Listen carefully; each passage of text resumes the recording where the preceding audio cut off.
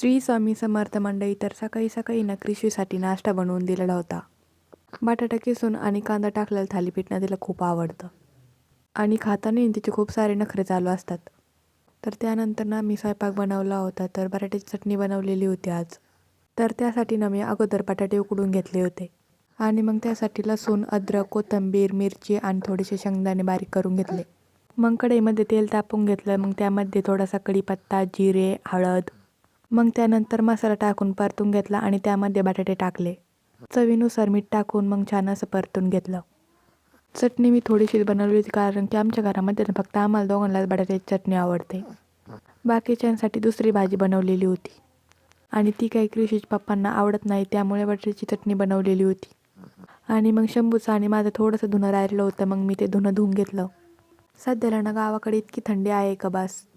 तुमच्याकडे पण अशी थंडी आहे का? कमेंटमध्ये नक्की सांगा.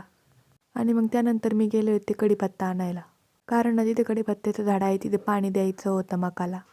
मग काय ओलं झाल्यावर जाता येणार नव्हतं म्हणून एक कढीच आणून ठेवायचा होता. मग म्हटलं चला तुम्हाला आमच्या शेतातील फळं भाज्या दाखवते. तर तुम्ही बघू शकता पपईला खूप छान अशा पपया आल्या आहेत, पण सध्याला त्या कच्च्या आहेत. हे बघा चिक्कूची झाडे, त्याला खूप सारे चिक्कू लागलेले आहेत. बोर, चिंच, जांभूळ, पेरू सगळ्या प्रकारचे सिजनेबल फ्रूट्स आहेत.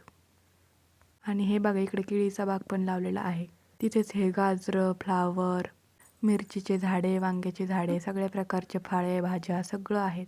सगळं काही ऑर्गॅनिक ताजं ताजं तोडायचं आणि बनवायचं आणि खायचं. हे बघा किती छान दुधी भोपळे लागलेले आहेत. चला मग व्हिडिओ आवडला असेल तर लाईक करा.